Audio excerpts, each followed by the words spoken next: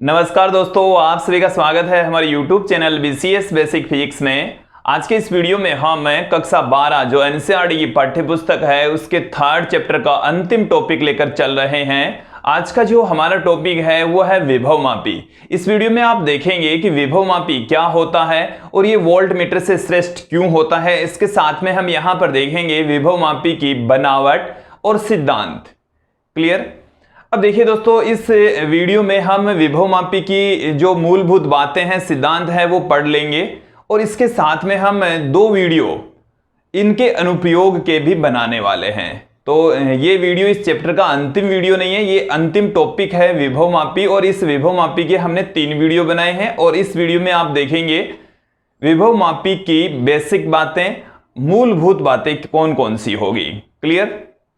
देखिए, इस वीडियो को स्टार्ट करते हैं और देखते हैं कि विभवमापी क्या होता है। देखिए, नाम से स्पष्ट है विभवमापी, विभव का मापन करने वाला उपकरण। और देखिए दोस्तों, इसकी सहायता से हम दो बिंदुओं के मध्य का विभवांतर माप सकते हैं और ये एकदम एग्जैक्ट अर्थात एकदम एग्जैक्ट यथार्थ वैल्यू मापता है। विभवांतर का यथार्थ मापन करने के लिए हम विभवमापी का प्रयोग करते हैं। तो ऐसा उपकरण जो विभवांतर का यथार्थ मापन करें, शुद्धता के साथ में मापन करें, विभवमापी कहलाता है। क्या कहलाता है? विभवमापी कहलाता है। इसके जो अंग्रेजी में इसको हम कहते हैं पोटेंशियोमीटर। तो पोटेंशियोमीटर का मतलब है कि जो पोटेंशियल को मापता हो या पोटेंशियल डिफरेंस को मापने वाला जो उपकरण है उसको हम पोटेंशियोमीटर कहते हैं। विद्यार्थियों, आपने कक्षा 10 में वोल्ट मीटर भी पढ़ा है और वोल्ट मीटर के बारे में मैं यहां पर थोड़ी सी जानकारी बता दूं कि जो वोल्ट मीटर होता है वो दो बिंदुओं के मध्य का विभवांतर का मापन करने वाला उपकरण होता है। जो वोल्ट मीटर है वो दो बिंदुओं के मध्य विभवांतर का मापन करता है और विभवमापी भी विभवांतर का मापन करता है। तो दोनों ही जो उपकरण है वो विभवांतर का मापन करते हैं। फिर दोनों में क्या डिफरेंस रह जाता है वो हम यहां पर इस वीडियो में क्लियर कर देंगे। चलिए, विभवमापी और वोल्ट मीटर में क्या डिफरेंस होता है ये हम देखने से पूर्व इसको जो है क्या विभवमापी क्या है इसके बारे में यहां पर पुट कर देता हूं कि ऐसा उपकरण जो दो बिंदुओं के मध्य का विद्युत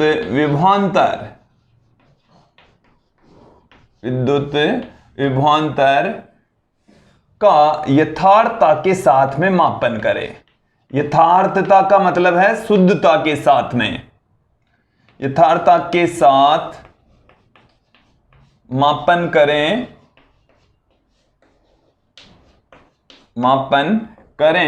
विभवमापी कहलाता है। विभवमापी कहलाता है। इस उपकरण को हम क्या कह रहे हैं? विभवमापी कह रहे हैं। क्लियर।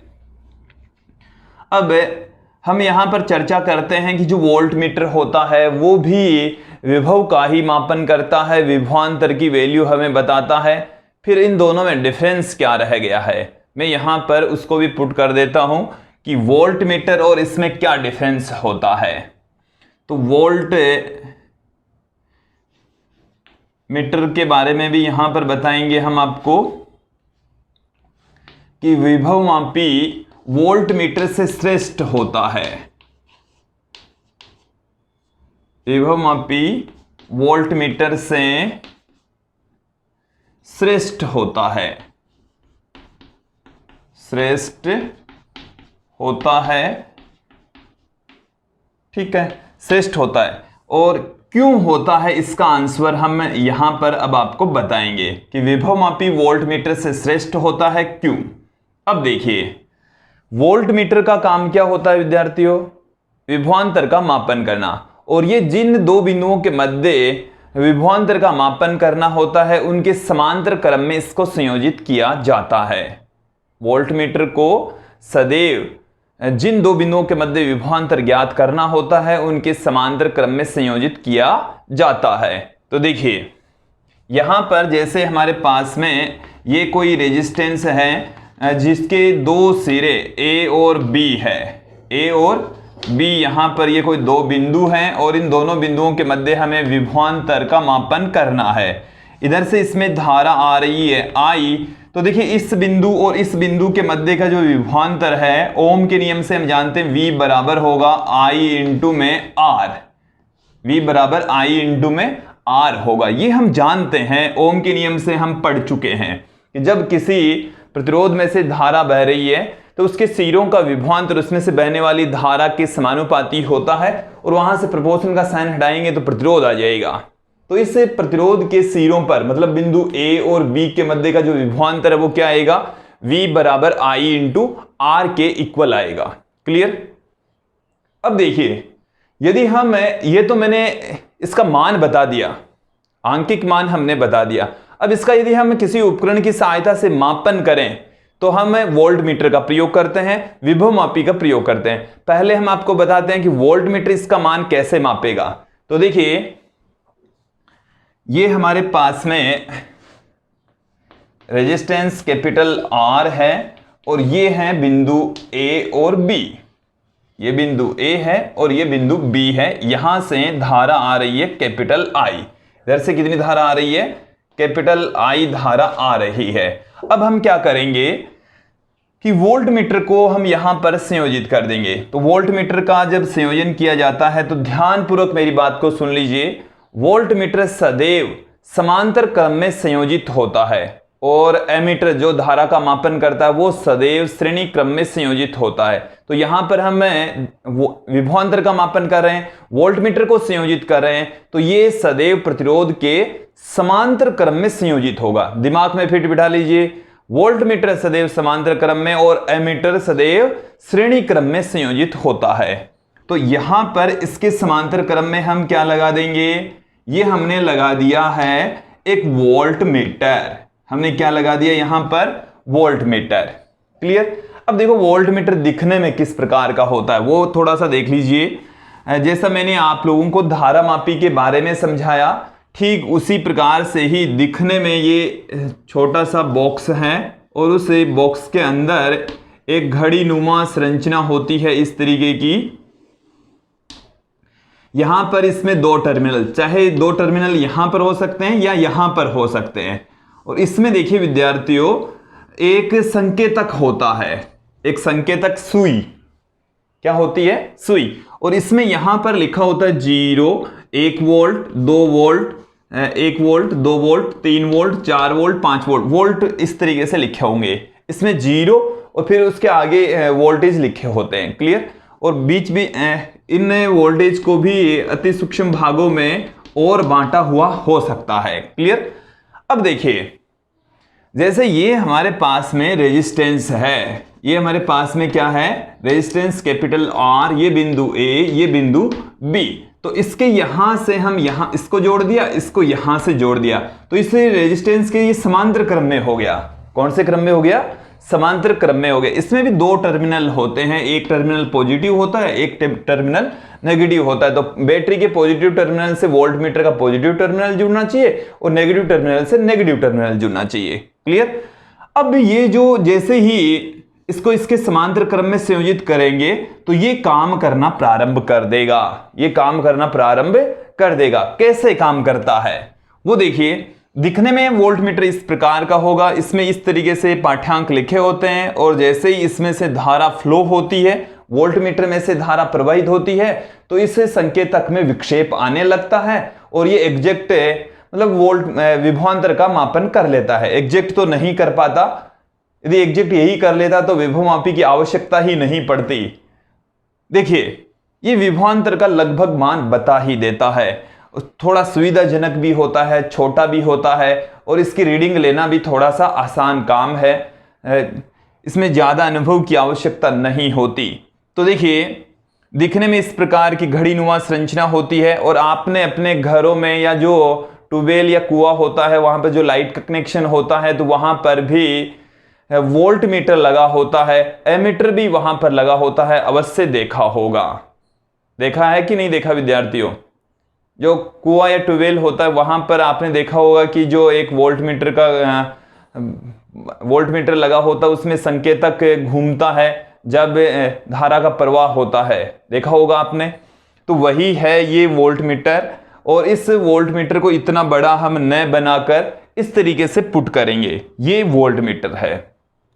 ये वाला इतना बड़ा न दिखाकर हम इसके प्रतीक चिन्ह का प्रयोग कर रहे हैं। इसमें एक पॉजिटिव सिरा, एक नेगेटिव सिरा, कई जगह पर आपको ये V अंदर लिखा हुआ मिल सकता है, या एरो का निशान अंदर मिलेगा तो बाहर आपको V मिल जाएगा। तो ये वोल्ट मीटर का प्रतीक चिन्ह मैंने यहां पर दिखा दिया है।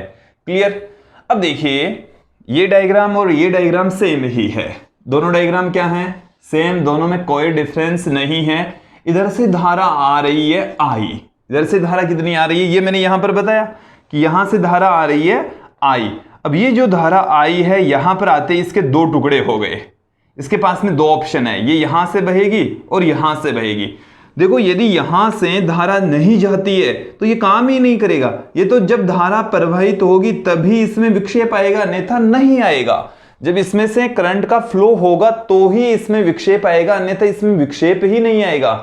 तो जो वोल्ट मीटर है वो तो रीडिंग तभी देगा, मतलब पाठ्यांक, ये संकेतक उधर विस्थापित तभी होगा, इसमें विक्षेप तभी क्रिएट होगा जब इसमें से विद्युत का प्रवाह होगा। तो देखो इन लैंग्वेज को, इन टर्म्स को आप पकड़ लीजिए कि ये पाठ्यांक देता है। पाठ्यांक का मतलब क्या है कि ये जो रीडिंग, पाठ्यांक को अंग्रेजी में हम क्या करें, रीडिंग्स। तो ये जो रीडिंग्स लिखी होती है और संकेतक की सिद्ध वाली रीडिंग्स का हम मापन कर लेते हैं, पाठ्यांक ले लेते हैं।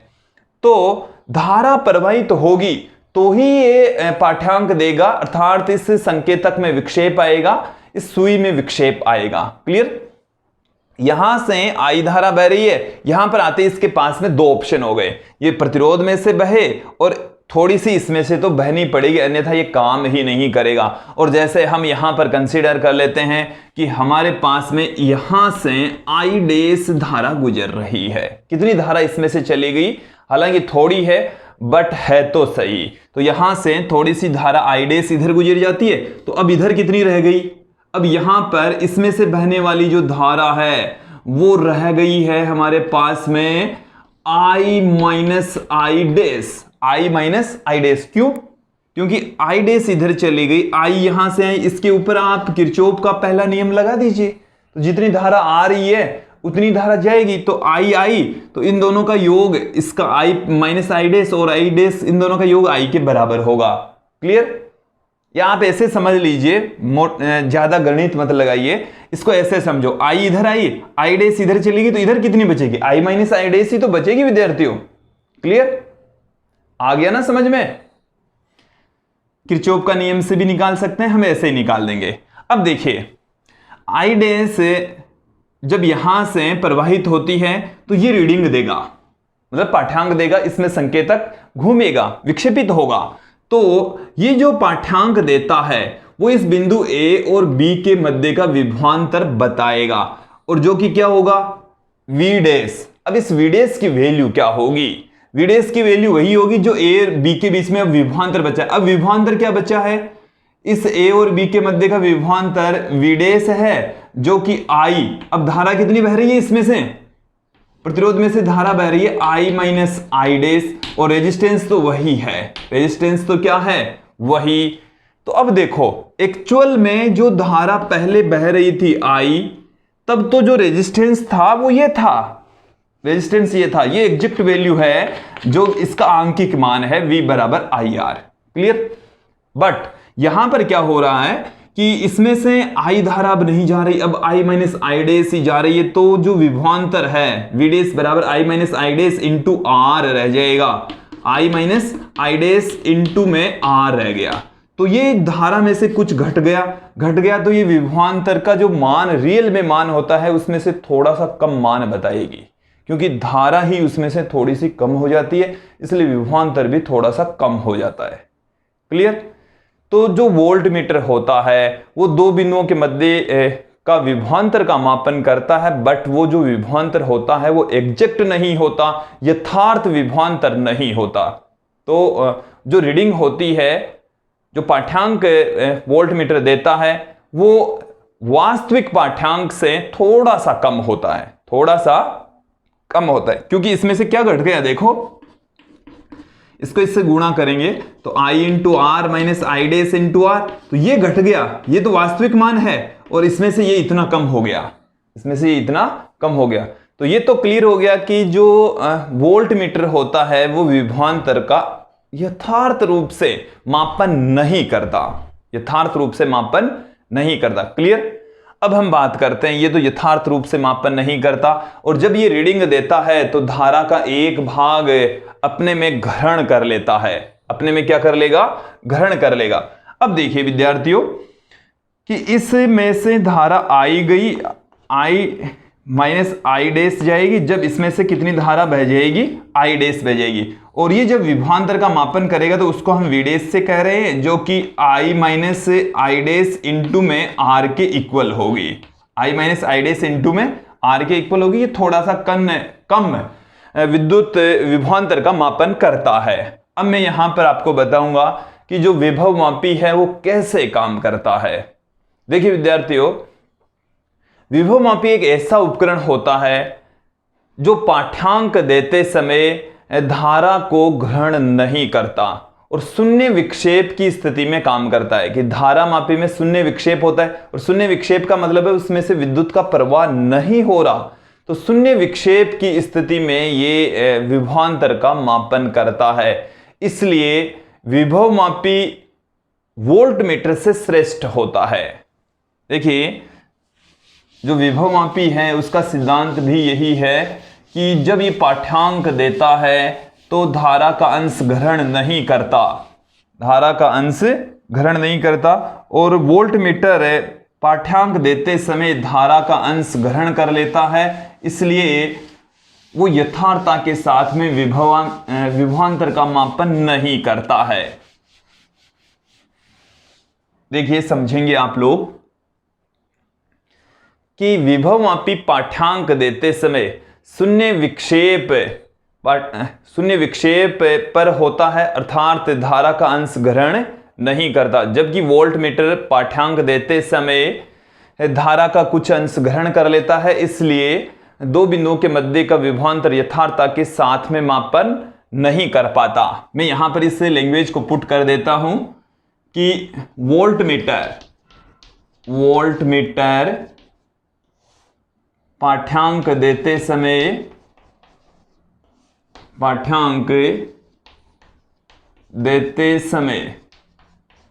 धारा का कुछ अंश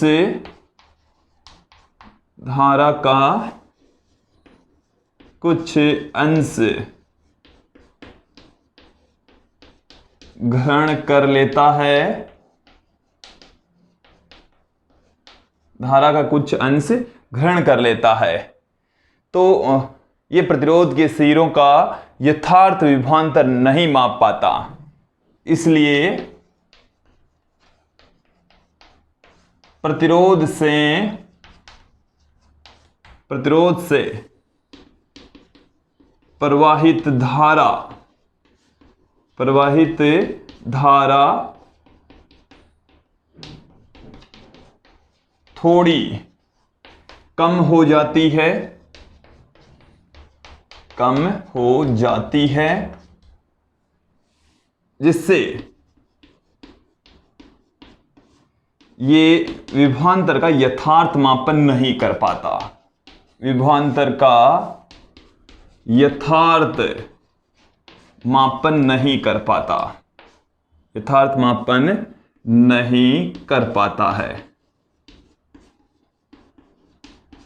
यथार्थ मापन नहीं कर पाता है। क्लियर। अब देखिए कि ये तो धारा का कुछ अंश ग्रहण करके फिर रीडिंग देता है, इसलिए जो विभवांतर है वो एग्जैक्ट नहीं बता पाता। अब हम बात करते हैं विभव मापी। विभव मापी पाठ्यांक देते समय शून्य विक्षेप पर होता है, धारा का अंश ग्रहण नहीं करता, इसलिए विभवांतर का यथार्थ मापन करता है और इसी वजह से ये वोल्ट मीटर से श्रेष्ठ होता है। तो देखिए मैं यहां पर ये भी पुट कर देता हूं, विभव मापी पाठ्यांक देते समय, विभव मापी पाठ्यांक देते समय, विभवमापी पाठ्यांक देते समय धारा का अंश ग्रहण नहीं करता, अंश ग्रहण नहीं करता है, अर्थात ये शून्य विक्षेप पर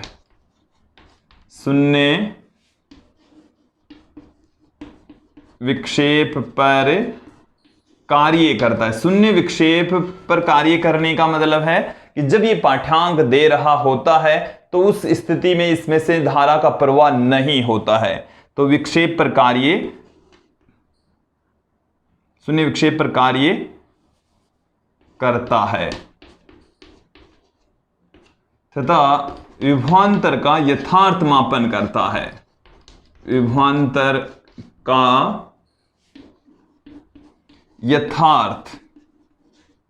यथार्थ मापन करता है, एग्जैक्ट वैल्यू मापता है। इसी कारण विभवमापी वोल्टमीटर से श्रेष्ठ होता है, विभवमापी वोल्टमीटर से श्रेष्ठ होता है। क्लियर, समझ में आ गया? इस क्वेश्चन का आंसर आप लोगों को समझ में आ जाना चाहिए। हालांकि मैंने थ्योरी है वो ज्यादा नहीं पुट की है कि विभवमापी वोल्टमीटर से श्रेष्ठ होता है क्यों, तो ये हमने आप लोगों को बता दिया। अब देखो जो विभवमापी है उसकी बनावट क्या होती है, बनावट यहां पर देख लेते हैं। अब यहां पर हम बात करेंगे विभवमापी की बनावट की। विभवमापी की बनावट किस प्रकार की होती है? देखिए, विभवमापी में 1 मीटर लंबा लकड़ी का बोर्ड होता है और उस बोर्ड के ऊपर संपूर्ण विभवमापी को संयोजित किया जाता है। देखिए क्या है विभवमापी की बनावट, संरचना। देखिए इसको आप समझ लेंगे। विभवमापी के अंदर एक इस तरीके का 1 मीटर लंबा लकड़ी का बोर्ड है। ये किसका बोर्ड है? लकड़ी का बोर्ड। क्लियर? अब इस लकड़ी के बोर्ड के ऊपर एक हम 10 मीटर लंबा मैग्नीन या कॉन्स्टेंटन का तार यहां पर संयोजित करते हैं। देखिए मैं जो बोल रहा हूं उसको आप एकदम क्लियर सुन लीजिए कि यहां पर हम जो तार हैं वो किसका संयोजित करेंगे? मिश्र धातुओं का तार संयोजित करते हैं। और मिश्र धातु के रूप में हो सकता है जो तार है वो मैग्नीन, यूरेका, कॉन्स्टेंटन इनमें से हो, तो मैग्नीन या कॉन्स्टेंटन का मुख्य रूप से लिया जाता है। मैग्नीन या कॉन्स्टेंटन का जो तार है वो यहां पर यूज में लिया जाएगा। अब यहां पर इनका ही क्यों लेते हैं? क्योंकि एक तो इनकी प्रतिरोधकता है वो ताप से प्रभावित नहीं होती, इनका प्रतिरोध उच्च होना चाहिए। उच्च प्रतिरोध वाले तार का प्रयोग किया जाता है। वह प्रतिरोध ताप गुणांक हम पहले पढ़ चुके हैं, जिसको हम अल्फा से पुट करें धनात्मक होना चाहिए, धनात्मक। और देखिए इनके प्रतिरोध ताप गुणांक मतलब प्रतिरोधकता पर ताप का कितना प्रभाव पड़ता है, तो बहुत कम प्रभाव पड़ता है। तो प्रतिरोध ताप गुणांक का मान भी बहुत कम और धनात्मक होता है। क्लियर? यहां पर ये जो तार है उसको 1-1 मीटर लंबे तारों में इस तरीके से संयोजित कर देते हैं। ये जो वायर हैं इस तरीके से संयोजित किया जाता है। यहां पर एक छोटी सी घिरनी लगी होती है, उस घिरनी पर से इस तरीके से लपेट देते हैं। फिर यहां पर एक छोटी सी घिरनी से होता हुआ वायर इस तरीके से संयोजित हो जाएगा। यहां से इस तरीके से जो वायर हैं वो एक दूसरे के समांतर क्रम में इस तरीके से संयोजित कर दिए जाते हैं। ऐसे। ये वैसे तो 10 मीटर लंबा तार होता है, मैंने यहां पर ये यहां से लेकर यहां तक 1 मीटर, 2 मीटर हो गया, 3 हो गया, 4, 5, 6 मीटर यहां पर मैंने दिखाया है। चाहे तो आप और भी दिखा सकते हैं। चलिए मैंने यहां से इसको हटा दिया है थोड़ा सा, ये 7 मीटर हो गया, ये 8 मीटर हो गया। चलिए 8 मीटर मैंने ले लिया। ये जो वायर है उसकी लंबाई कितनी होनी चाहिए, मैं यहां पर पुट कर देता हूं। इसकी लंबाई होनी चाहिए 8 से 10 मीटर।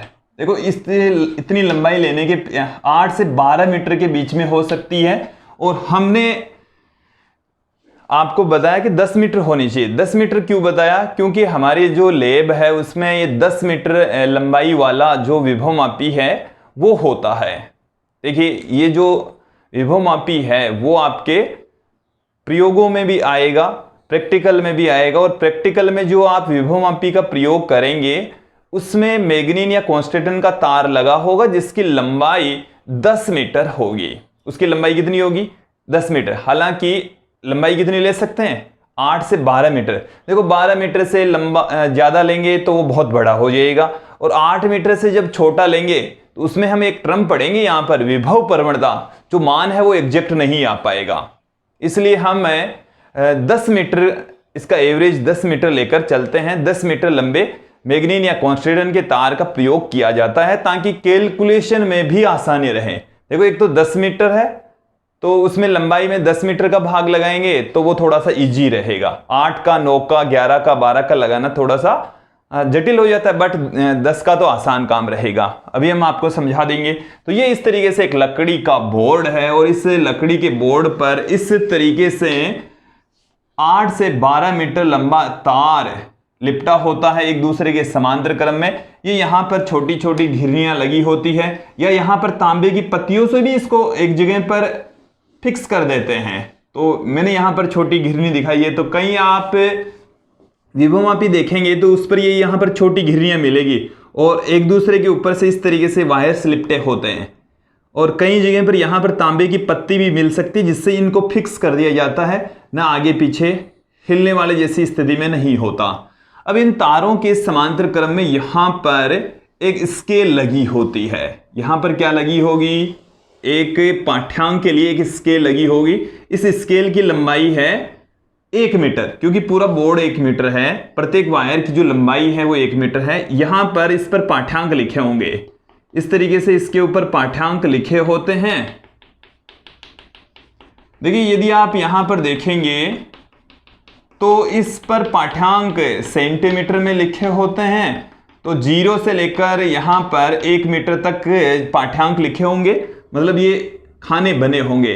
इसमें इधर से 0 से 99 तक, और इधर से भी ऊपर से भी होते हैं, ऐसे भी इसमें खाने बने होते हैं। ऐसे भी इसमें क्या बने होंगे, खाने बने होंगे। तो इधर से 0 से 100 तक, इधर 0 से 100 तक वापस, ठीक है। इसमें इस सिरे को हम कहेंगे ए, इस वाले बिंदु को हम क्या कहेंगे, ए कहा जाएगा, और इस वाले बिंदु को हम कहेंगे बी। तो देखिए इस वायर के दोनों सिरों को ए और बी, चाहे तो आप ए और सी ले लो, ए और सी ले लीजिए, ताकि आप पहले वाले से भी, पहले जो हमने वीडस्टोन सेतु और मीटर सेतु पढ़े हैं उससे इसको रिलेट कर सकें। तो यह है विभवमापी जिसमें 10 मीटर लंबा मैग्नीन या कॉन्स्टेंटन का तार लगा होता है। यही तार क्यों यूज में लेते हैं, क्योंकि इसका प्रतिरोध उच्च होता है, प्रतिरोध ताप गुणांक कम और धनात्मक होता है। क्लियर। इसके ऊपर ताप का प्रभाव बहुत कम पड़ता है। इसकी मोटाई एक समान ली जाती है। ये जो तार आप ले रहे हैं मैग्नीन और कॉन्स्टेंटन का, इसकी मोटाई क्या होगी, मोटाई एक समान। मोटाई एक समान, मोटाई एक समान लेने के पीछे रीजन है कि अनुप्रस्थ काट क्षेत्रफल समान होना चाहिए ताकि प्रतिरोधकता में कोई परिवर्तन नहीं आए, इसके प्रतिरोध में कोई बदलाव नहीं आए। क्लियर। तो ये है हमारे पास में कोई विभवमापी। अब देखिए विभवमापी की सहायता से कैसे हम किसी प्रतिरोध के सिरों का विभवांतर या किसी सेल का विद्युत वाहक बल मापते हैं। तो पहले इसमें एक परिपथ संयोजित किया जाता है बिंदु ए और सी के मध्य। जो ए और सी है उसके मध्य हम एक सर्किट यहां पर संयोजित करेंगे। इस सर्किट में ए सिरे से हम एक बैटरी संयोजित कर देंगे। ये हमारे पास में बैटरी है। इस परिपथ को हम कहते हैं प्राथमिक परिपथ। इसको क्या कहा जाता है? प्राथमिक परिपथ कहा जाता है, जिसमें एक सेल और प्राथमिक परिपथ में लगे सेल का जो विद्युत वाहक बल है वो हम ईपी लेंगे। इसके साथ में इसमें जुड़ी होती है एक कुंजी और इसके साथ में यहां पर लगा होगा एक धारा नियंत्रक। ये मैंने ऐसे दिखा दिया, विद्यार्थियों घबराना नहीं है, ये वायर है, वायर से जुड़े हुए हैं। ये यहां पर धारा नियंत्रक है, अंग्रेजी में इसको रियोस्टेट कहा जाता है। इसका प्रतीक चिन्ह RH होता है। ये धारा को नियंत्रित करने का काम करता है, धारा को नियंत्रित करने का कार्य करता। मैंने यहां से इसको गलत जगह से जोड़ा, यहां से जोड़ना है इसको। ये C बिंदु है, यहां से हम इसको कनेक्ट कर देंगे। तो ये धारा नियंत्रक है, ये कुंजी है, ये एक प्राथमिक परिपथ में सेल लगा हुआ है जिसका विद्युत वाहक बल हमने ईपी लिया। ये पी हमने प्राइमरी सर्किट के लिए लगाया है। क्लियर? तो ये हमारे पास में विभवमापी बन गया है, उसका प्राथमिक परिपथ तैयार हो गया है। अब देखो हम क्या करेंगे कि जैसे बार बार हम विभवमापी से रिलेटेड बातें जब पढ़ेंगे तो इतना बड़ा सर्किट नहीं बनाएंगे, इतना बड़े सर्किट बनाने की आवश्यकता नहीं पड़ेगी। हम क्या करेंगे, इसका एक शॉर्ट में इसका एक डायग्राम बना देंगे इस तरीके से। ये हमारे पास में A है और ये है C, ये A है और ये क्या है C, और A और C के बीच में ये एक बैटरी लगी है, ये कुंजी लगी है और ये यहां पर धारा नियंत्रक संयोजित है। ये यहां पर क्या संयोजित है? धारा नियंत्रक। अब देखो इसको समझो, इसको A से लेकर C तक ये तो सीधा वायर हो गया।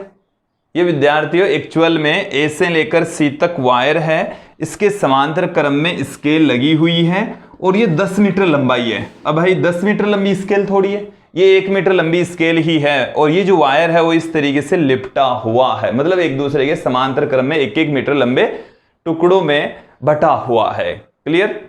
तो विद्यार्थी इसको क्लियर कर लीजिए कि हम इतना बड़ा डायग्राम न बनाकर ऐसे छोटा सा दिखाएंगे A से लेकर C तक, और ये हमारे पास में प्राथमिक परिपथ जिसमें बैटरी, कुंजी तथा धारा नियंत्रक संयोजित है। तो बताइए इसका जो बनावट है, कंस्ट्रक्शन है, वो समझ में आ गई होगी। अब हम चलते हैं इसके सिद्धांत की ओर। जो महत्वपूर्ण भाग है इस विभवमापी के वीडियो का वो है इसका सिद्धांत। अब यहां पर हम चर्चा करेंगे विभवमापी के सिद्धांत की। विभवमापी का सिद्धांत क्या है? देखिए दोस्तों, हमने आप लोगों को बता दिया है कि विभवमापी की बनावट किस प्रकार की होती है। ये हमारे पास में A से लेकर C तक, A से लेकर C तक 10 मीटर लंबा तार है। कितना मीटर लंबा है? A से लेकर C तक 10 मीटर लंबा तार है और इस तार के सिरों पर हम संयोजित करते हैं प्राथमिक परिपथ, जिसमें एक सेल जिसका विद्युत वाहक बल EP, एक कुंजी और एक धारा नियंत्रक यहां पर संयोजित किया जाता है। देखिए धारा नियंत्रक आप संयोजित करें तो भी ठीक है, नहीं करें तो भी ठीक है। ये यहां पर हमारे पास में है धारा नियंत्रक RH। तो देखिए अब इसको आप समझेंगे कि ये कैसे काम करता है। देखिए विद्यार्थियों, यहां पर ये A से लेकर C तक मैग्नीन या कॉन्स्टेंटन का तार है, अर्थात ये एक प्रतिरोधक तार है, मिश्र धातुओं का बना हुआ है। इसका मतलब मिश्र धातुओं से हम प्रतिरोधक तार बनाते हैं, ये एक प्रतिरोध तार है। तो ये जो वोल्टेज हमने यहां पर लगाया वो वोल्टेज इस AC के ऊपर ड्रॉप हो जाएगा, विभव पतन हो जाता है। देखो यदि यहां पर हम इस धारा नियंत्रक को नहीं जोड़े, ये धारा नियंत्रक यहां पर संयोजित नहीं है, तो ये जो वोल्टेज लगाया आपने वो सारा का सारा वोल्टेज इस तार AC के ऊपर यूज में आ जाएगा। इसको समझो आप, यहां पर आपने वोल्टेज लगाया और सारा का सारा वोल्टेज तार AC के ऊपर यूज में आ जाएगा जब धारा नियंत्रक नहीं जुड़ा हो या धारा मापी में कोई प्रतिरोध काम नहीं कर रहा हो या अधिकतम धारा बह रही हो। धारा जब इसमें से अधिकतम कब बहेगी? जब इसमें प्रतिरोध न्यूनतम काम कर रहा हो। तो अधिकतम धारा जब बहती है तो इसके अंदर वोल्टेज ड्रॉप नहीं होता है, इसमें विभव पतन नहीं होता। सारा का सारा जो विभव पतन है वो तार AC पर ड्रॉप हो जाएगा। 10 मीटर का आपने तार लिया है तो 10 मीटर तार पर ड्रॉप हो जाएगा। क्लियर? तो देखो इसके विभवमापी के सिद्धांत को आप लोग यदि थ्योरेटिकल पार्ट में इसको अच्छे से समझना चाहते हैं तो आप हमारे YouTube चैनल से इस टॉपिक के नोट्स प्राप्त कर सकते हैं, और मैं नोट्स के लिए व्हाट्सएप नंबर लास्ट में बताऊंगा आपको। अंत तक आप इस वीडियो को देखिए। आपको इस वीडियो में इस टॉपिक के नोट्स प्राप्त करने के लिए व्हाट्सएप नंबर दिए जाएंगे। तो देखिए, मैं यहाँ पर थ्योरेटिकल पार्ट ज्यादा पुट नहीं करूंगा, केवल समझाने पर मेरा फोकस रहेगा। ए से लेकर सी तक का जो वायर है वो आपने 10 मीटर लिया है, तो ये जो वोल्टेज EP है वो इस 10 मीटर लंबे तार के ऊपर काम आ जाएगा, ड्रॉप हो जाएगा, विभव पतन हो जाएगा। क्लियर? अब देखो इसको आप समझो, ये जैसे इसके बीचों बीच मैंने कोई बिंदु ले लिया B, बीचों बीच बिंदु क्या ले लिया? B। तो इस बिंदु A और B के ऊपर, जैसे यहां से A से लेकर C तक EP ड्रॉप हो रहा है, तो इस A से लेकर B तक यदि 5 मीटर पर है तो EP बट्टा 2 वोल्टेज ड्रॉप होगा। EP बट्टा 2 तो यहां और EP बट्टा 2 ही यहां, और पूरे के ऊपर EP वोल्टेज होगा। जैसे इस EP का मान है 2 वोल्ट, मैं समझाने का ही प्रयास कर रहा हूं, तो इस पूरे 10 मीटर तार के ऊपर कितना वोल्टेज ड्रॉप हो गया? 2 वोल्ट। और यहां से लेकर यहां पर कितना होगा? 1 वोल्ट। और यदि यहां से हम 2.5 मीटर ले लें, मतलब 2.5 मीटर ले लिया हमने, इसका चौथा हिस्सा ले लिया, तो यहां पर चौथा हिस्सा इसका ड्रॉप होगा, मतलब 0.5 वोल्ट होगा। 0.5 वोल्ट यहां से लेकर यहां तक ड्रॉप होगा। ऐसे डायग्राम खराब हो चुका है समझाने के चक्कर में, फिर भी बना देते हैं, समझ में आना जरूरी है। तो इसका मतलब ये हो गया कि यहां पर जैसे 2 वोल्ट की बैटरी है, तो इस बिंदु और इस बिंदु के बीच में जो विभवांतर है वो 2 वोल्ट का है।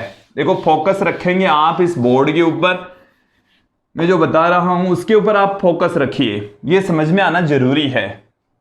तो पूरे के ऊपर 2 वोल्टेज ड्रॉप है, इस सिरे के ऊपर विभव है 0 और इसके ऊपर यहां पर है 2, तो इन दोनों के बीच का विभवांतर कितना हो गया? 2 हो गया। कितना हो गया विद्यार्थियों? 2 हो चुका है। कितना हो चुका है? 2। तो अब देखो यहां से यहां तक, यहां से यहां पर यदि आप चले तो जैसे बीचों बीच तो यहां से यहां तक हो गया। यदि यहां का 0 है तो यहां पर 1 है, और इस बीचों बीच का भी आधा, मतलब 2.5 मीटर पर 2.5 मीटर यदि ये डिस्टेंस है तो ये यहां पर हो जाएगा 0.5 वोल्ट। 0.5 वोल्ट। इसका मतलब है कि 10 मीटर पर 2 वोल्ट, तो 1 मीटर पर कितना होगा? 0.2 वोल्ट। यदि यहां से आप 1 मीटर डिस्टेंस ले तो उसके ऊपर 0.2 वोल्ट ड्रॉप होगा। इतने तार के ऊपर 0.2 वोल्टेज ड्रॉप होगा। ये क्लियर हो जाना चाहिए, समझ में आ जाना चाहिए। अब देखो इसको समझने के लिए हम क्या करते हैं, एक नया पद यहां पर हम आपको समझा देते हैं, विभव प्रवणता, पोटेंशियल ग्रेडियंट। विभव प्रवणता, ये विभव प्रवणता क्या चीज है? पोटेंशियल ग्रेडियंट, इसको अक्स या फाई से लिखेंगे। जो एनसीईआरटी की पाठ्य पुस्तक है उसमें फाई से लिखा गया है। किससे लिखा गया है? फाई से लिखा गया है। अक्स से भी इसको पुट कर दिया जाता है, तो अक्स से लिखो, फाई से लिखो, जो आपकी मर्जी है उससे लिख लीजिए। विभव प्रवणता किसे कहते हैं? कि विभवमापी के तार पर प्रति एकांक लंबाई पर विभव पतन को हम विभव प्रवणता कहते हैं। विभवमापी के प्रति एकांक लंबाई पर, विभवमापी का जो तार होता है उसकी प्रति एकांक लंबाई पर जो विभव पतन होता है उसी को विभव प्रवणता कहा जाता है। तो डेफिनेशन एक बार फिर से सुन लीजिए, विभवमापी के तार पर प्रति एकांक लंबाई पर विभव पतन को विभव प्रवणता कहा जाता है। मैं यहां पर डेफिनेशन पुट कर रहा हूं, विभवमापी के तार पर, विभवमापी के तार पर प्रति एकांक लंबाई पर विभव पतन को, प्रति एकांक लंबाई पर विभव पतन को, विभव पतन को विभव प्रवणता कहते हैं। विभव प्रवणता कहते हैं। तो प्रति एकांक लंबाई पर जो वोल्टेज ड्रॉप होता है उसको हम विभव प्रवणता कहते हैं। अक्स या फाई से प्रदर्शित करेंगे। अक्स या फाई बराबर क्या आएगा,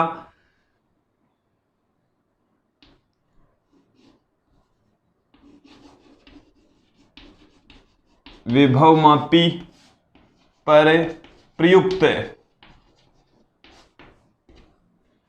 प्रयुक्त वोल्टेज या जो विद्युत वाहक बल है बैटरी का, तो प्रयुक्त वोल्टेज बट्टे में तार की लंबाई, विभवमापी तार की लंबाई है, ये विभवमापी तार की लंबाई। तो देखिए आपने वोल्टेज तो कितना लगा रखा है, वोल्टेज लगा रखा है EP, और तार की लंबाई हम कितनी ले लें, L। तार की लंबाई हमने कितनी ले ली है, L। ये जो L है वो A से लेकर C तक जो तार है उसकी लंबाई है। L क्या है, AC की लंबाई है। तो ये है विभव प्रवणता की परिभाषा। तो विभवमापी में प्रयुक्त तार की प्रति एकांक लंबाई पर वोल्टेज ड्रॉप होता है उसको हम विभव प्रवणता कहते हैं। EP बटे में L से इसका फॉर्मूला आ चुका है। इसका मात्रक देखिए, इसका मात्रक तो होता है वोल्ट। ये जो EP है वो वोल्टेज है, जो सेल है उसका विद्युत वाहक बल है, और विद्युत वाहक बल का मात्रक वोल्ट होता है। तो ये तो वोल्ट हो गया, ये लंबाई है तो मीटर हो गया। तो अक्स का मात्रक क्या आ गया, अक्स का मात्रक क्या है विद्यार्थियों, वोल्ट प्रति मीटर इसका मात्रक आ चुका है। विमा भी देख लीजिए, अक्स की विमा क्या आ जाएगी, ये होता है W/Q। तो यहां से इसकी विमा देखिए, M1 L2 T-3 A-1 और बट्टे में हमारे पास में आ गई है L1। देन फाइनली इसकी विमा क्या निकल कर आती है, M1 L1 T-3 A-1 इसकी विमा आ चुकी है। किसकी विमा आई है, अक्स की विमा आई है। अब देखो इसकी मात्रक विमा से ज्यादा इंपॉर्टेंट है इसका ये फॉर्मूला, EP/L होता है विभव प्रवणता, इसको हम कहते हैं। अब देखो इसी से ही हम बता देंगे कि कितनी लंबाई पर कितना वोल्टेज ड्रॉप हुआ है, कितनी लंबाई पर कितना वोल्टेज ड्रॉप हुआ है। तो देखिए मैं एक बार इसको फिर से यहां से मिटा रहा हूं, फिर से आप लोग समझने का प्रयास करेंगे क्या चल रहा है यहां पर। देखिए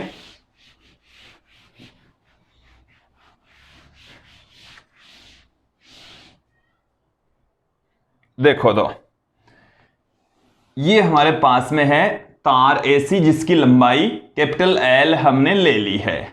अब जैसे हम यहां पर कोई बिंदु ले लेते हैं B, तो A से लेकर B तक का जो विभवांतर है, A से लेकर B तक का जो विभवांतर है वो कितना होगा, विभवांतर बराबर होता है, देखो यहां से वोल्टेज बराबर आ जाएगा अक्स इंटू L। तो विभवांतर बराबर अक्स, तो ये तो अक्स तो हमने पूरे तार की लंबाई से निकाल लिया, अक्स बराबर तो EP/L से तो हमने अक्स की वैल्यू निकाल ली, तो अक्स तो हमें पता है। फिर विभवांतर बराबर अक्स इंटू में लंबाई, तो तार AB की लंबाई को हम L मान लें। L क्या है, AB की लंबाई है, AB की लंबाई ये L है, ठीक है। ये जो तार AB इसकी लंबाई यदि आपके पास में L है तो VAB बराबर आप लिख सकते हैं अक्स इंटू L, जहां अक्स बराबर है EP/ कैपिटल L है पूरे विभवमापी तार की लंबाई। देखिए ये आपको तभी समझ में आएगा जब आप इसको अच्छे से हर बिंदु को आप समझते जाएंगे, पकड़ते जाएंगे। अब देखिए विद्यार्थियों, मैं यहां से इसको फिर से एक बार मिटा रहा हूं, थोड़ा सा अलग तरीके से समझाएंगे। अब विद्यार्थियों इस A सिरे से हम एक सेल यहां पर जोड़ रहे हैं, यहां पर मैंने जोड़ दिया कोई सेल, इसका विद्युत वाहक बल हम कंसीडर कर लें E है, इसका EP है तो इसका मैंने लिया है E। यहां पर हम संयोजित करेंगे एक धारामापी और ये हमने ले ली है एक विसर्पी कुंजी J। देखिए विद्यार्थियों आपको क्या करना है, अब मेरी बात को सुनना समझना कि ये कैसे रीडिंग देता है, कि विभवमापी के बारे में हमने पढ़ा कि ये शून्य विक्षेप की स्थिति में काम करता है। तो आपने यहां पर ये धारा मापी जोड़ रखा है। जब धारा मापी में शून्य रीडिंग आ जाए तब तक इस विसर्पी कुंजी को इस तार AC के ऊपर हम खिसकाएंगे। विसर्पी कुंजी के बारे में हम पहले बता चुके हैं, एक बार फिर से समझ लीजिए कि ये एक पेननुमा संरचना होती है और जैसे इस तार के ऊपर जहां पर इसको रखेंगे वहां पर ये इससे कनेक्ट हो जाएगा। ऊपर उठा लेंगे तो ये स्विच ऑफ की स्थिति, जैसे इसको टच करेंगे स्विच ऑन की स्थिति हो जाएगी। और देखिए इसको जब आगे हम खिसका कर देखेंगे, ऐसे आगे पीछे खिसकाएंगे तो इस धारा मापी में विक्षेप आएगा। बट एक स्थिति इसमें ऐसी भी आएगी कि उस स्थिति पर इस धारा मापी में विक्षेप नहीं आएगा। उस स्थिति को हम शून्य विक्षेप कहते हैं। शून्य विक्षेप की स्थिति उसे कहा जाता है। धारा मापी में विक्षेप प्राप्त नहीं होता है, धारा 0 होती है। धारा कितनी होती है उस कंडीशन में? देखो इसमें से कोई धारा का प्रवाह नहीं होगा। अब इसमें से कोई धारा प्रवाहित नहीं हो रही है तो इसका मतलब समझना कि इसका वोल्टेज, इन A और B का वोल्टेज और इस बैटरी का वोल्टेज सेम हो गया। यदि मान लीजिए कि इस A और B में से इसका ज्यादा है तो इसकी वजह से धारा प्रवाहित होगी ऐसे, और यदि AB का ज्यादा है तो AB की वजह से धारा प्रवाहित होगी इधर। मेरी बात को सुन लेना, अच्छे से समझ लेना। तो जब इन दोनों का, इसका E का और A और B का वोल्टेज ज्यादा हो, मतलब बराबर होता है, तो धारा मापी में से विद्युत का प्रवाह नहीं होता है। देखो मैं एक बार कंडीशन यहां पर पुट कर देता हूं कि जैसे हमारे पास में आ गया है, एक तो हमारे पास में ये सेल है E, सेल E का विद्युत वाहक बल है E, इसका वोल्टेज ज्यादा और बिंदु A और B के बीच का वोल्टेज है वो है कम। बिंदु A और B के वोल्टेज, बिंदु के बीच का जो वोल्टेज है AB के मध्य का जो AB पर जो वोल्टेज ड्रॉप है वो यदि कम है तो धारा किधर जाएगी? तो देखो धारा किधर जाएगी, इसका वोल्टेज ज्यादा है तो धारा इसकी वजह से प्रवाहित होगी। धारा इधर से ऐसे प्रवाहित होगी, A B G E A इस डायरेक्शन में प्रवाहित होगी, A B G E A दिशा में प्रवाहित होगी। क्लियर? अब यदि E का वोल्टेज कम और VAB का ज्यादा तो धारा की दिशा अब की बार अपोजिट रहेगी, ऐसे प्रवाहित होगी, A E G B A की डायरेक्शन में धारा का प्रवाह होगा। मतलब इन दोनों में से जिसका वोल्टेज ज्यादा होगा उसी की वजह से विद्युत का प्रवाह होगा। अब देखो यहां पर वोल्टेज तो ये क्रिएट कर रहा है, यहां पर तो ये वाली बैटरी A और B के मध्य वोल्टेज क्रिएट कर रही है। क्लियर? अब तीसरी वाली स्थिति ऐसी होती है कि E और VAB दोनों का जो वोल्टेज है वो सेम है। दोनों का वोल्टेज क्या है? इस पर वोल्टेज ड्रॉप और इसका वोल्टेज दोनों यदि सेम होता है तो इसमें से धारा का प्रवाह नहीं होगा, धारा प्रवाहित ही नहीं होगी। धारा की जो वैल्यू है वो 0 होगी। धारा मापी शून्य विक्षेप पर रहेगा। धारा मापी कौन सी स्थिति में रहेगा? शून्य विक्षेप पर रहेगा। ये जो सुई है इसकी मध्य में रहेगी। तो देखिए दोस्तों हम क्या करेंगे, जैसे शून्य विक्षेप की स्थिति हमने ज्ञात कर ली, तो शून्य विक्षेप की स्थिति ज्ञात कर ली। इस सेल का विद्युत वाहक बल हमें पता नहीं है कि इसका मान कितना है, ये नहीं पता हमें यही तो ज्ञात करना है कि इसमें ये जो सेल हमने यहां पर लगाया है इसका वोल्टेज कितना है वो हमें नहीं पता, इसका पता है, इसकी लंबाई हमें पता है। तो कैसे ज्ञात करेंगे? शून्य विक्षेप की स्थिति ज्ञात कर लेंगे। तो शून्य विक्षेप की स्थिति में E और VAB दोनों क्या हो गए? बराबर। E और A और B के मध्य का विभवांतर दोनों सेम हो गए। देखो मैंने 3 कंडीशन बताई। जब E ज्यादा होता है तो इधर से धारा बहेगी, और जब VAB ज्यादा होता है, VAB का मतलब है A और B बिंदु के बीच का विभवांतर, A और B बिंदु के मध्य का विभवांतर, तो जब ये ज्यादा होता है तो इधर से प्रवाहित होगी। फिर तीसरी कंडीशन है कि जब दोनों का वोल्टेज सेम हो, इसका विद्युत वाहक बल, बैटरी के लिए तो हम कौन सा वर्ड यूज में ले रहे हैं? विद्युत वाहक बल, और इसके लिए हम यूज में ले रहे हैं विभवांतर, और जिसको मैं दोनों के लिए कह रहा हूं वोल्टेज। तो दोनों का जब वोल्टेज सेम होता है तो धारा का प्रवाह नहीं होगा, धारा का प्रवाह नहीं होगा। धारा का जब प्रवाह नहीं होता तो यह शून्य विक्षेप की स्थिति में रहेगा, और इसका, इस बैटरी का वोल्टेज और इसका वोल्टेज सेम हो गया। और इसका वोल्टेज कैसे निकालते हैं? इसके सिरों पर वोल्टेज कैसे निकालेंगे? ये देखो विभव प्रवणता की सहायता से हम फाइंड आउट करेंगे। कि VAB, तो विभव प्रवणता तो है अक्स और यहां से लेकर यहां तक तार की लंबाई कितनी है L, तो VAB बराबर है अक्स इंटू L। तो इस सेल का जो विद्युत वाहक बल E होगा वो VAB के बराबर होगा, अर्थात इस सेल का विद्युत वाहक बल अक्स इंटू L के बराबर होगा, अक्स इंटू L के इक्वल होगा। बताइए विद्यार्थियों, आप लोगों को ये समझ में आया कि नहीं आया? बोलिए, समझ आ गया? एक बार फिर से मैं समझा देता हूं। देखिए विद्यार्थियों, पूरी प्रोसेस को मैं फिर से समझा रहा हूं, बोर्ड पर ध्यान रखिए, नजर बोर्ड पर होनी चाहिए। क्या है कि हमने यहां पर ये A से लेकर C तक एक विभव मापी लिया है जिसकी तार की लंबाई 8 से 12 मीटर हो सकती है, और प्रयोगशाला में आप 10 मीटर लंबे तार वाले विभव मापी को देखेंगे, और ये जो तार होता है मैग्नीन कांस्टेंट का बना होता है। अब देखिए, इससे हम प्राथमिक परिपथ संयोजित करते हैं जिसमें एक सेल EP, एक कुंजी K तथा एक धारा नियंत्रक लगा होता है। धारा नियंत्रक न लगाएं तो सबसे बढ़िया है। तो धारा नियंत्रक में से धारा अधिकतम बहनी चाहिए, अर्थात इसका प्रतिरोध न्यूनतम होना चाहिए, या नहीं लगाते हैं तब तो जो धारा है वो सारी की सारी बही रही है। जो सारी की सारी धारा बह रही है इसका मतलब इसके ऊपर कोई वोल्टेज ड्रॉप नहीं हो रहा, वोल्टेज काम में नहीं आ रहा। नहीं तो क्या होगा, जैसे यहां पर आपने बैटरी लगाई तो उसका कुछ वोल्टेज तो इधर काम में आ गया, सारा का सारा AC पर काम में नहीं आएगा। इसीलिए क्या करते हैं, इसका वोल्टेज है, इस पर विभव पतन है, वो 0 लेकर चलते हैं, इसको लगाते ही नहीं है। तो जब यहां पर जो वोल्टेज बैटरी आपने लगाई वो सारा का सारा वोल्टेज तार AC के ऊपर ड्रॉप हो जाएगा, तार AC के ऊपर ड्रॉप हो जाएगा। मतलब EP, इस बिंदु और इस बिंदु के बीच का जो विभवांतर है वो EP के बराबर ही होगा, बैटरी के विद्युत वाहक बल के बराबर ही होगा।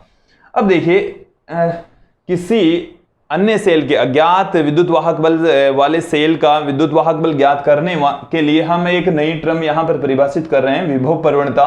विभव प्रवणता होती है प्रति एकांक लंबाई पर विभव पतन, मतलब वोल्टेज बट्टे में लंबाई।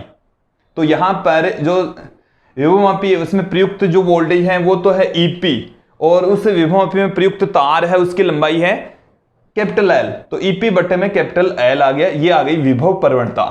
क्लियर? इससे समझो। अब देखो कि तार जो AB है इसके ऊपर वोल्टेज ड्रॉप कितना होगा, VAB से लिखेंगे विभव प्रवणता अक्स इंटू L। ये फॉर्मूला आया कहां से, देखो इसी तरीके से आया।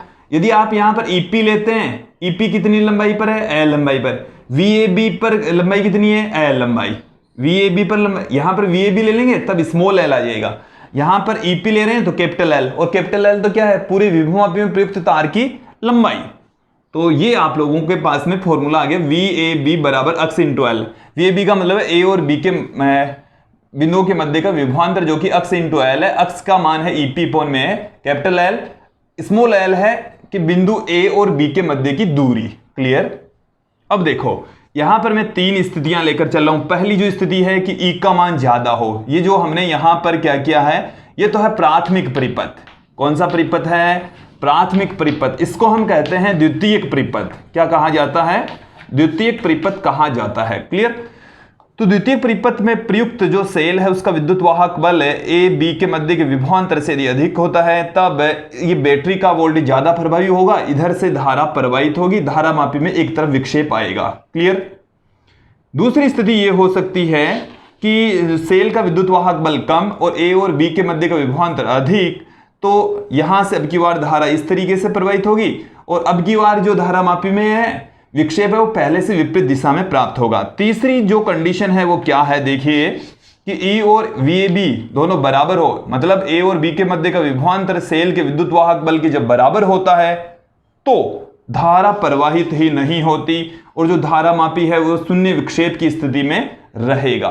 और जब शून्य विक्षेप की स्थिति में रहेगा तो VAB और E दोनों बराबर होंगे, तो VAB का मान है अक्स इंटू L, तो इस सेल का विद्युत वाहक बल भी क्या हो जाएगा, VAB के बराबर अक्स इंटू L के इक्वल हो जाएगा। तो इस तरीके से कोई विभवमापी कार्य करता है, और यही विभवमापी का सिद्धांत है। यही क्या है, विभवमापी का सिद्धांत है। अब देखिए दोस्तों, कोई जो विभवमापी है वो कब बेटर तरीके से काम करता है, तो इसके लिए कुछ है, वैसे हमारे सिलेबस में ज़्यादा कुछ तो है नहीं, मैं आपको मौखिक रूप से कुछ चीज़ें बता देता हूँ कि ज्यादा बेटर तरीके से तभी काम करेगा जब उसकी सुग्राहिता अधिक हो। सुग्राहिता का मतलब है थोड़ा सा, यहां से थोड़ा सा इधर खिसका दिया तो धारामापी में एक तरफ विक्षेप आना चाहिए, थोड़ा सा इधर खिसका दिया तो दूसरी तरफ विक्षेप आना चाहिए। तो धारामापी की जो विभवमापी उसकी सुग्राहिता अधिक होनी चाहिए, और विभवमापी की सुग्राहिता अधिक हो इसके लिए जो विभवमापी में प्रयुक्त तार है उसकी लंबाई अधिक होनी चाहिए। और तार की लंबाई अधिक होने का मतलब है विभव प्रवणता का मान, ये L ज्यादा तो विभव प्रवणता क्या हो जाएगी, कम हो जाएगी। विभव प्रवणता जितनी कम होगी जो विभवमापी उसकी सुग्राहिता भी उतनी ही अच्छी होगी। एक तो ये है। अब विभवमापी का जो पाठ्यांक है, रीडिंग लेते समय हमें कौन कौन सी सावधानियां रखनी चाहिए वो देख लीजिए, समझ लीजिए कि विभवमापी का पाठ्यांक लेते समय हमें एक तो ये ध्यान रखना है कि इस सेल का विद्युत वाहक बल अधिक, इसका कम होना चाहिए। देखो यदि इसका अधिक होगा तो ही इसमें ये जो बिंदु B है वो प्राप्त होगा, यदि इसका कम और इसका ज्यादा तो वो जो शून्य विक्षेप की स्थिति है वो प्राप्त ही नहीं होगी। तो प्राथमिक परिपथ में प्रयुक्त सेल का विद्युत वाहक बल द्वितीयक परिपथ में लगे सेल के विद्युत वाहक बल से अधिक होना चाहिए। क्लियर। एक क्या है, इस विसर्पी कुंजी को इस तार के ऊपर सरकाना नहीं चाहिए, रगड़कर इसको विस्थापित नहीं करना चाहिए। और जो ए सिरा है उसे सभी सेलों के धनात्मक टर्मिनल संयोजित करने, इसका भी धनात्मक इसका भी धनात्मक और भी जोड़ते हैं तो भी उसको यहां से इस बिंदु से धनात्मक टर्मिनल ही जुड़ेंगे सभी बैटरियों के। ये जो तार है AC, इसकी मोटाई एक समान होनी चाहिए, इसकी मोटाई क्या होनी चाहिए, एक समान होनी चाहिए। और विभवमापी में तो जो तार हैं वो 1-1 मीटर लंबे तारों में बटे होते हैं, सारे तारों को कसकर रखना चाहिए तभी रीडिंग्स बेटर तरीके से आती है। और ये हमारे प्रैक्टिकल में भी है, इसलिए इसकी थ्योरी है वो अच्छे से आप लोग समझ लेंगे, और मैंने यहाँ पर अच्छे से समझाने का प्रयास भी किया है। दोस्तों इस विभवमापी के 2 अनुप्रयोग हमारे सिलेबस में है, हम NCERT के पाठ्यक्रम के अकॉर्डिंग दोनों जो अनुप्रयोग है वो आपको समझाएंगे आने वाले 2 दिनों में। तो आज के इस वीडियो में इतना ही, धन्यवाद दोस्तों। मैं अब आपको अंत में बता देता हूं कि हमारे चैनल से यदि आप इस टॉपिक के नोट्स यदि आप प्राप्त करना चाह रहे हैं तो इन नंबर पर सिर्फ व्हाट्सएप करें, कॉल ना करें। कॉल तो अटेंड करना इम्पॉसिबल है, इसलिए केवल व्हाट्सएप करें। क्लियर। आज के लिए इतना ही, धन्यवाद दोस्तों।